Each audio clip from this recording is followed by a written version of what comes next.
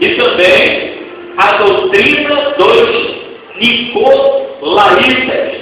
Esse é o segundo ensino. O primeiro ensino de Balaão, qual era, pastor? Era conduzir o povo à prostituição e à desobediência às ordens de Deus. O que Balaão fez? O conselho de Balaão para o rei Balaque foi terrível, porque Balaão foi convidado por Balaque para amaldiçoar o povo de Israel. Só que quando chegou lá, Balaão estendeu a mão e abençoou, porque não tem como amaldiçoar aquilo que Deus abençoa, não tem como. Por isso que nós, cristãos, eu já preguei isso aqui, eu particularmente sou dessa ideia, de que se você é sincero com Jesus, se você quer ser Jesus, irmão, e a pessoa for fazer algum tipo de mantinga contra a sua vida, isso não vai pegar na sua vida, nem adianta. O que Balaque fez? Convidou Balaão para amaldiçoar o povo de Israel, que era abençoado por Deus. Quando Balaão estendeu a mão, Balaque estava lá esperando ele falar, sejam amaldiçoados. Balaão começou a abençoar. Balaque ficou irado. Mas não é para fazer isso não, só que ele não ousou colocar em Balaão. Por quê, pastor? Porque o cara estava cheio do Espírito Santo. Se você tocar em quem está cheio do Espírito Santo para mandar ele calar a boca, você corre um perigo muito grave. Que perigo, pastor? Deus te tomar, ou então Deus te apagar, para que Deus possa falar. Que isso vai ser verdade, coisa. É só você ler a Bíblia. Teve uma vez que Saul, ele queria porque queria pegar Davi. Queria porque queria. E ficou sabendo que Davi tinha ido num determinado local.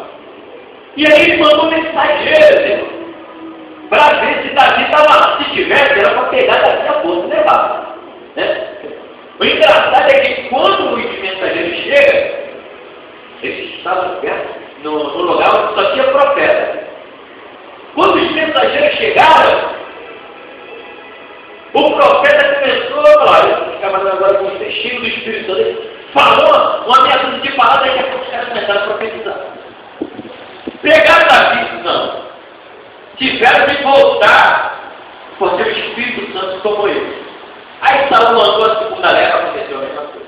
A terceira, a mesma coisa. Aí depois ele mesmo foi. Quando chegou aí, veio que pegar Davi, quem foi tomado pelo Espírito Santo e profetizou. Então não adianta. Quem está cheio do Espírito Santo, se você tocar, vai pegar em você também. Amém ou amém? Então, falar que vou ali, não posso tocar precisando. Eu também vou abençoar, tem que querer abençoar.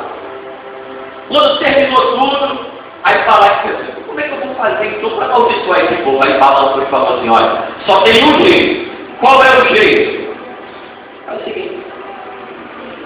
As mulheres do teu reino, as virgens e as mais bonitas possíveis, só as fizerem e as bonitas. Só as fizerem e as bonitas. Primeiro as bonitas, depois as fizerem. Separa só essas. As Paula vai deixar, as crianças bem. Né? Agora, as ricas quiser não. Separa. E o que vai fazer com ela? Fala não, irmão. Olha só você. O que eu vou fazer com a menina que vai dizer? Você vai oferecer para os filhos de Israel ela.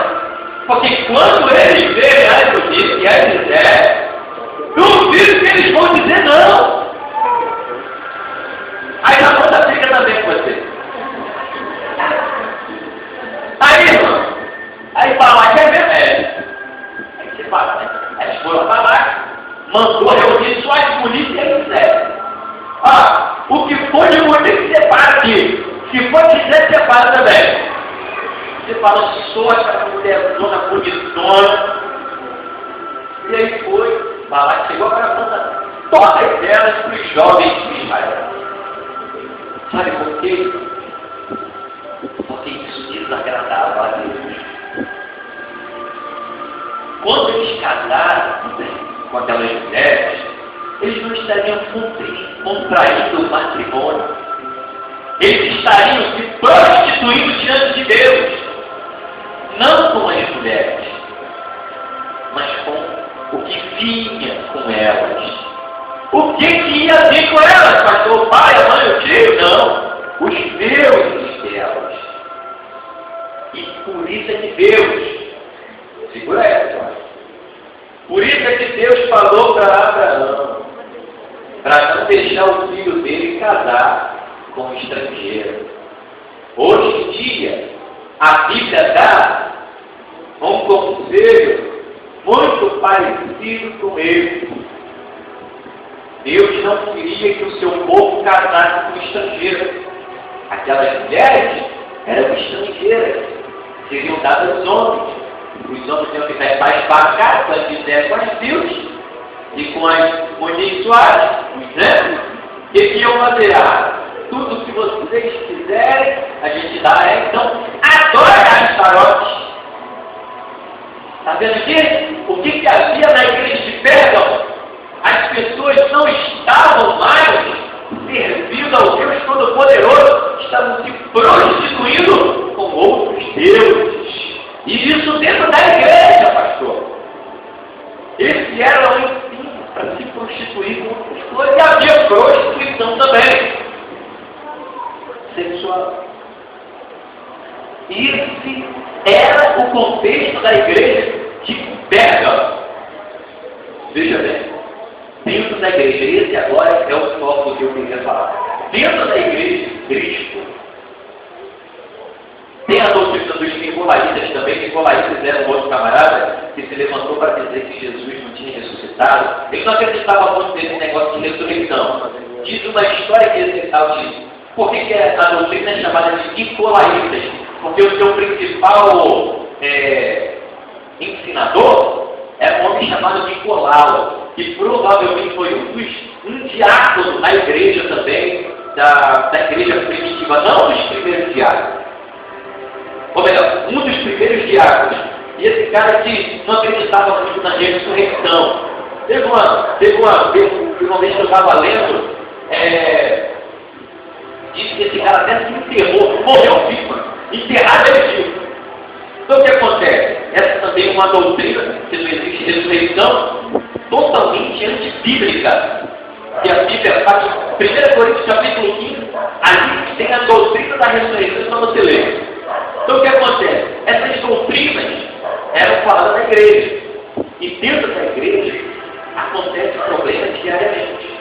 Agora veja bem, Deus, para as igrejas, essas igrejas aqui, bem no início, ele tem 3 tipos de...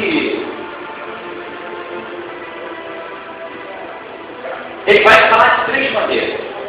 Primeiro, Deus ele começa elogiando. Pode perceber, só tem 2 casos que não acontece isso no livro de Apocalipse.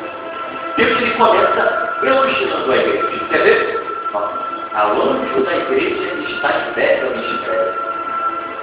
Eu sei que as tuas obras, está vendo? Ele está elogiando. Só que depois do elogio, Deus aponta um problema. Eu sei as tuas obras. E que onde tu habitas é o trono de Satanás. Por quê, pastor? Quem está dizendo o trono de Satanás? Porque em Pérgamo existia um templo para o Deus pagão que era muito adorado naquele tempo. Então, esse templo, Deus chama de o trono de Satanás. Então Deus começa a elogiar. Vocês estão aí onde está o trono de Satanás, mas você retém a fé. Desde o tempo de Antipas. Elogiou.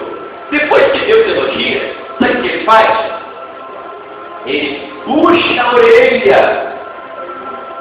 Aí, continuando a leitura, ele diz assim, ó.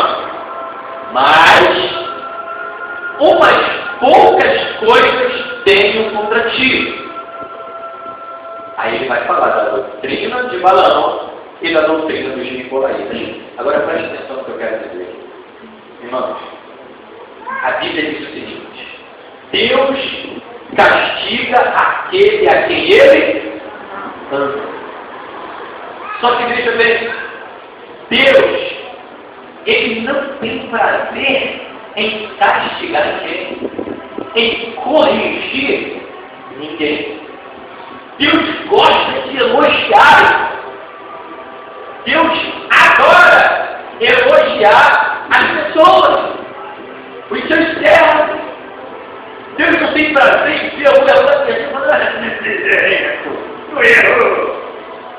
Deus não tem prazer nisso. Deus gosta de falar: homem justo, viste o meu servo Jó, homem temente, justo, que se desvia do mal. Deus gosta de quando você obedece a Ele. E com certeza, Deus ele te elogia na sua glória. Deus ele tem prazer na sua vida. A Bíblia diz que Deus ele tem prazer até na morte do justo. Quanto mais na sua vida, adorando e glorificando a Ele. Amém ou não é? Então, quando você faz uma coisa, qualquer tipo de coisa, que adore a Ele, ou que bendiz o nome dEle, que ouve o nome dEle, Deus, Ele te elogia. Eu creio. Amém? Agora, depois do elogio, se você tiver dado um escorregãozinho, de vez em quando Ele também vai puxar a sua orelha. Isso aqui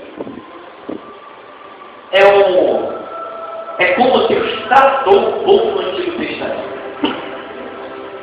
É um resumo, a gente passa também por isso. Mas é um resumo do que Deus fazia também no Antigo Testamento. No Antigo Testamento, Deus elogiou várias pessoas. Várias. Pessoas outras, várias. E quando eles escorregavam, Deus puxava a orelha. Quando Abraão errou, Deus puxou a orelha dele.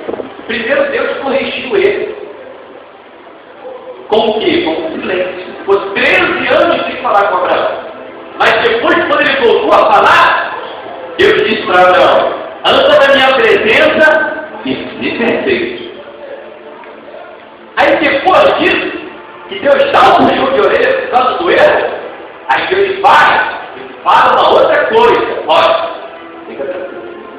Daqui 1 ano, tua mulher vai ter um filho. Era o que é isso? Era uma esperança para Abraão. Deus estava dando uma esperança para Abraão. Agora veja bem o que Deus diz para a igreja de Pérgamo. Estava em dias difíceis, porque existia heresia dentro da igreja. Mas primeiro Deus começa elogiando. Depois Deus puxa a orelha. E por fim, o que Deus faz? Deus lança a esperança. Igualmente no tempo de Abraão. Qual foi a esperança, pastor, que Deus deu para a igreja de Pérgamo? Versículo 17 diz: quem tem ouvidos, ouça o que o Espírito diz a essa igreja. Ao que vencer, darei eu a comer do maná escondido, e dar-lhe uma pedra branca, e na pedra um novo nome escrito, o qual ninguém conhece, senão aquele que recebe. Está vendo? Assim como Deus deu a esperança para Abraão, prometendo a ele a terra, prometendo a ele o filho, Deus deu para a igreja também, de Pérgamo. Um dia, aquele que vencer, ele vai receber a bolinha branca. Ele vai receber o maná escondido. Maná, o símbolo de fartura, de falta de fome,